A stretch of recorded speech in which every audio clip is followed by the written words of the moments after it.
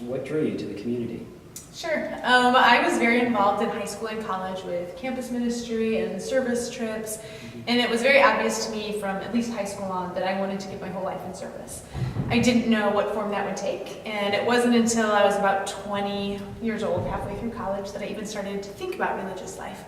And didn't really initially want to be very open to that call, but realized that it wasn't bad to just pray about it and to let God into my life in that way. So just became very open in terms of where my life could go and what God had in mind for that. And got to know some of the Sisters of St. Joseph, just these great women filled very much with joy, with this spirit towards living the gospel in a very radical, cool way. And so as I let God kind of be with me in that space, fell more and more in love with the idea, with giving my life to God, to take this search for God that I want to use for my life and to share that search with other people. So with kind of the decision just came this internal peace and joy that I had never felt and has not gone away since. So just really grateful to live in that space. And apparently some traveling too. I've heard that you've been able to travel to different cities. Can you tell us where you've been, along the way? Yeah, there are Sisters of St. Joseph across the country and across the world. So I've gotten to go visit some of our sisters in other places. I lived in St. Paul, Minnesota for a while, and Denver. I did 2 years of ministry in a rural town in northern Mississippi, which was very cool. But the coolest place I got to go, I think, was Peru. We have a number of young sisters in Peru, so I had the opportunity to go visit there and see the missions and the ministry that they do. Wow. Yeah. We're at a wedding reception here for a mutual friend of ours that went to a school, in the same vicinity. So, you're dressed a little bit like people wouldn't see a nun or a sister dressed. People are going to have some questions. Can you talk a little bit more about how sisters dress today? Yeah. Our sisters actually, even from the very beginnings, were not intended to dress in a habit. There were only 2 groups of women who could go out in the street and not have a man with them, widows and prostitutes. So luckily they dressed like the widows, would have been an interesting story otherwise, and the black just stuck. But the intent was for them to go out and do their work among the people without being noticed, without having a big deal made of it. So in Vatican II, when they went back and said, what is it that we're really about? They just looked at our early documents and why we were started and went back to that original idea of being kind of leaven.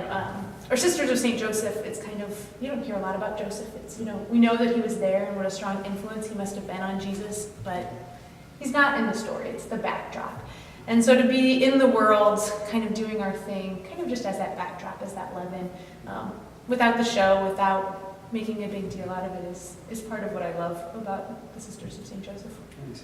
Well, I happened to notice in just this morning's local paper that in the front page we had your picture, and you were with other, I believe, grade 5 students, kind of right, in the middle of your ministry. Mm-hmm.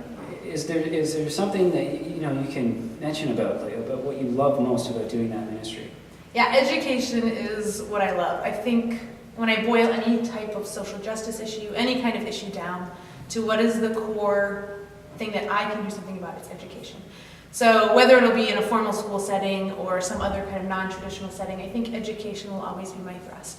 But I work at a small Catholic school, very few Catholics actually, but it's an urban poverty situation. So we take young girls who wouldn't have a lot of these opportunities and really try to break the cycle of poverty through education. So we get them into good college prep high schools and into college and follow them the whole way through. So good opportunities for these young women, and just very challenging for me, but also very rewarding. Yeah, there's some people out there who say it's all about challenges and this and that, and that's no fun, being a religious. Can you talk a little bit more about that problem with fun that some people have?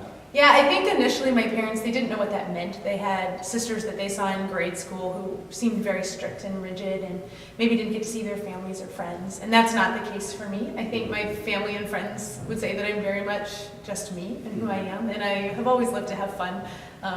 Taking trips, playing volleyball, playing with my nieces and nephews, just really enjoying life. And if this weren't any fun, I wouldn't do it. So.